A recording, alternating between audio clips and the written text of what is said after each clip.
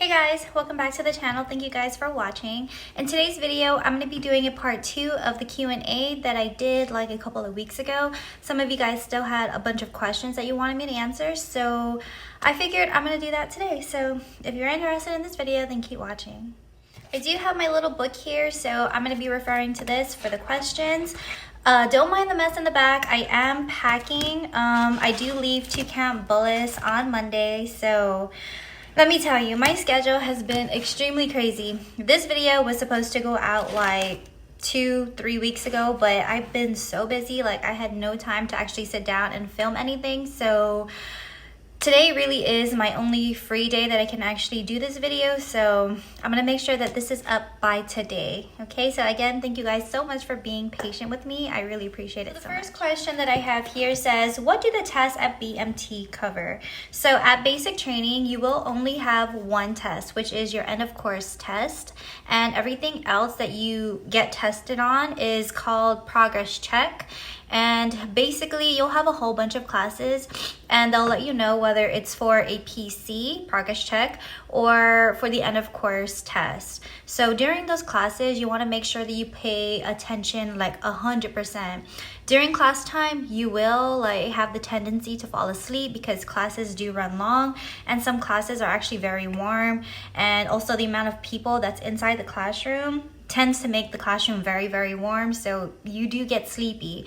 You do get in trouble if you fall asleep or if you appear to be sleepy, so they do have you stand at the back of the room just so that you're wide awake. But like I said, during class time, you make sure to pay attention 100%, take notes as much as you need, highlight all the important information that they're telling you to. Oh, I forgot to say, when you get to basic training, they will give you a BMT study guide, and in that book, it's everything that you will need to know for your PC and for the end of course tests. And the MTIs are honestly really good. I'm sorry, not the MTIs. The instructors are very good at letting you know exactly what you should study. They really do set you up for success, so I really wouldn't worry about what's going to be covered on the test. You're going to be squared away by the time it's time for you to take that end of course test. And as for what's going to be covered on the test, I'm not allowed to talk about it. Any person in the Air Force is never ever allowed to talk about any tests. You can actually get in very big trouble for doing that. So again, I can't tell you exactly what's going to be covered, but once you do get to basic training, you will know for sure. My next question here says, what punishments are they using? So first of all, we don't call them punishments. They're actually called tools, motivational tools to be exact, and you do use that whenever, or they use that on you whenever you guys got in trouble. Basically though, it was mostly push-ups if I can recall. Other than that, we used to do some flutter kicks, and gosh, that was basically it. I'm not gonna lie, there really wasn't much that they used to do to us. They're not allowed to go extremely hard on you, if that makes any sense. There is a certain extent that they can do it to, but other than that, it wasn't crazy at all. So yeah. The next question here says, how do you study for the ASVAB? That one's honestly a little bit tricky just because everybody learns differently. And also for me personally, I didn't really study for the ASVAB. I mean, I know that's kind of horrible to say, but I did try to. It's just I was working a full-time job. I do have 2 children, so my schedule really wasn't easy. So I would just find whatever downtime I had and kind of study off of YouTube. I did come across Durin Learning Academy. So the guy who runs that is actually very good. I used it, gosh, like a couple of weeks before I actually took the test, and I passed. So he's great. He actually goes into detail about all the topics or the subjects, and he's really good at explaining in a way that you can actually understand. I know for me, like, studying is not my forte. I hate studying for things, but with him, I was able to grasp the material and apply it on my own. So like I said, he was great. Aside from him, on YouTube, honestly, there's so much resources on YouTube. There's also Grammar Hero, if I'm not mistaken, and there's just a lot. So you can honestly just type in ASVAB practice quizzes or just whatever topic you're looking for basically, and YouTube pretty much has it. Aside from that, there are so many books at your local bookstores. I know my husband bought a ton of books from Bestseller, and he was able to study through that. Aside from that, there really isn't any other way. Online resources, of course, YouTube, and books. So that's pretty much it. The next question says, where did you buy your Casio watch? So the Casio watch I have, gosh, do I have it? One second. I think I have it on me. I always have it on me. Yep, it's right here. I bought this watch off of Amazon, and it really wasn't expensive. If I can recall, it was like less than $30. And this honestly works wonders. Like, oh my gosh, it lasted through a lot. Like, this watch has been through so much with me. But yeah, it still works. I still currently use it here in tech school. It's actually very durable and very reliable. It does have a stopwatch, which is going to come in very handy for you during BMT. And yeah, it's a pretty simple basic watch, but works wonders. So I do recommend the Casio watch. Next question here says eyelash extensions and makeup. When I went to BMT, I know that there were a couple of girls who came in with eyelash extensions. However, you are not supposed to. You can get in very big trouble for it, and that is not the first impression that you want to make. So please don't come with eyelash extensions. Me personally, before going to BMT, I used to get extensions all the time. So I love them so much, and I wish I could have had it when I came through, but you're not supposed to have it. So please don't have it. You don't want to get in trouble. Makeup. You can bring makeup. However, they're going to have you store it away. You're not allowed to use any makeup until picture day and graduation day.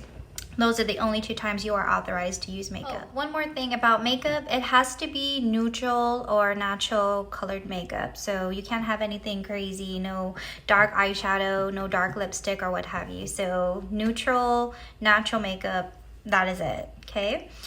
The next question says, products you brought. Oh, I think what they were trying to say is, did I use all the products that I brought over with me?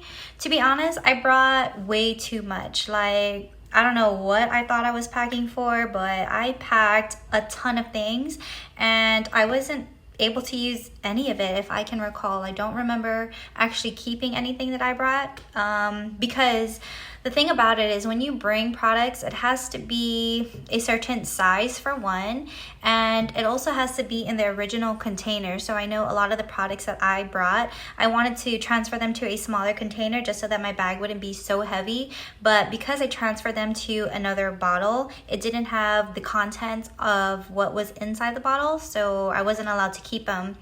Luckily, they didn't make me throw it away. They just let me keep it in my civilian bag, which eventually got stored away, so I wasn't able to touch it at all.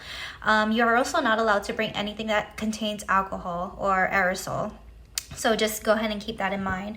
No alcohol, no aerosol, and make sure it's in the original container, or if you transfer it, it must have the contents of the bottle. The next question is, what do you recommend to bring to basic training? To be honest, I recommend not bringing much. Don't be like me. Don't go out and buy a whole ton of things that you're just not going to use. They do take care of you. They do provide you everything that you're going to need. However, the stuff that they give you isn't the best brand. So if you're picky about brands or whatever, I'd say, I guess, just bring your own stuff, but don't go too crazy, because whether or not you come with things or not, they're going to give you a whole bag of stuff that you have to keep on you. So it really just doesn't make much sense to go off and buy a whole bunch of stuff when they're just going to give it to you anyway. And I think like after 3 weeks, you're able to go off and buy whatever it is you need, essentials only. They will tell you what you're allowed to buy and what you're not allowed to buy. So yeah, but other than that, just come with like at least 2-3 pairs of clothes. I think it was after 2 days, to be honest, we got our PT gear, and that was the uniform that you would use all the time until you got your OCPs, which was your next set of uniform. But yeah, other than that, don't bring so much. You really don't need anything other than your clothes and your documents that your recruiter is going to give to you. How long is BMT? I know I answered this in my last video, but I'm more than happy to answer it for you again. BMT is 7.5 weeks long, and I don't know what it was, but for me, it literally felt like forever. It felt like day one over and over and over again. Like it was just never ending. But yeah, BMT is only 7.5 weeks long, so it's going to go by really fast for sure. The next question here says gas chamber. So luckily for me, I didn't have to go through the gas chamber because when I came through, it was down. I'm not too sure if it's open up now though, because at BMT, there was word going around saying that it was supposed to open up in July or October or somewhere between that time. So I'm not too sure if it's open right now, but I do know it's going to be opened up very soon. So if you're planning to come through anytime soon, you just may have to go through it. I did, however, have to go through the gear at basic training at Beast Week. Basically, they teach you how to put on the gear, and you have to know how to put it on properly and quickly. So yeah, being in that gear though, let me tell you, is not fun. It covers you from head to toe. You have the whole works. You got your gas mask, you got a coat, you got gloves for your hands, you got a cover for your boots. It's everything, covering you from head to toe to ensure that you're safe.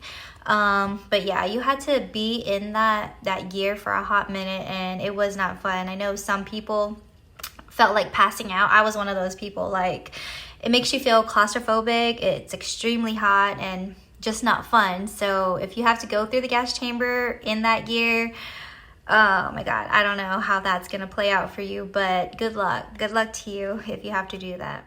The next question here says showers. I'm assuming you want to know like the shower process and how long showers were. A lot of the times we had about 10 minutes to shower. And when I say 10 minutes, it's not 10 minutes for you or per person. It's 10 minutes for the entire dorm. So in our dorm, we had 52 girls. So imagine that, you do the math, 52 girls, 10 minutes to shower. Not fun at all. There were a lot of fights for sure, a lot of arguments, a lot of uncleanliness for one. You basically had to just go in, shower the parts that you needed to shower, and get in, get out. Basically, you had to shower and be dressed within those 10 minutes, and if you weren't, you'd be in big trouble. So showers were definitely not fun.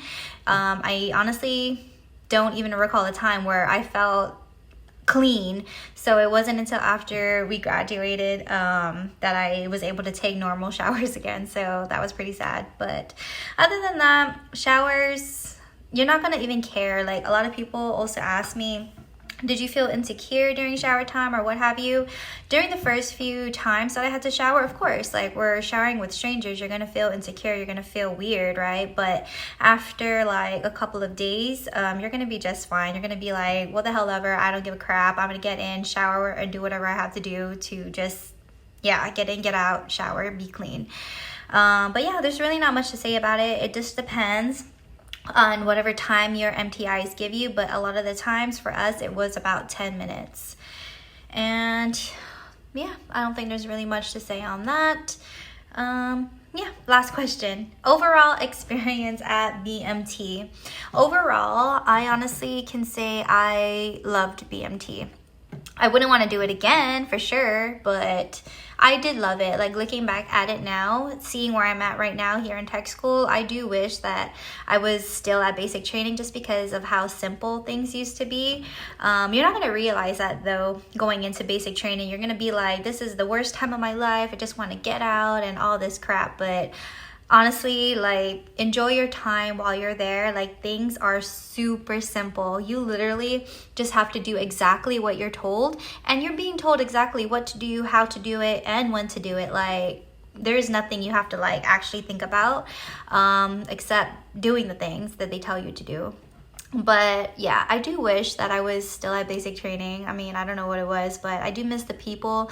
I do miss the MTIs. Like, there were a lot of cool MTIs, to be very honest.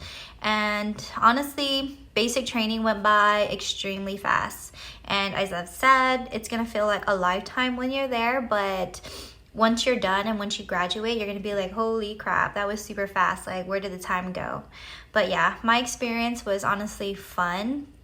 At the same time, it was very, very, very sad. I definitely had a lot of those moments where I was just like, I wanted to give up, didn't know why I was there. I felt like the purpose that I was there was just not working for me anymore, basically. But I had to ensure that I kept a good mindset and remembered that I was doing it for my family and their future. So that was definitely what helped me through those hard days. But yeah, other than that, that is all the questions that I have. If you guys have any other questions, again, I am more than happy to answer it for you. And yeah, stay tuned for the next video.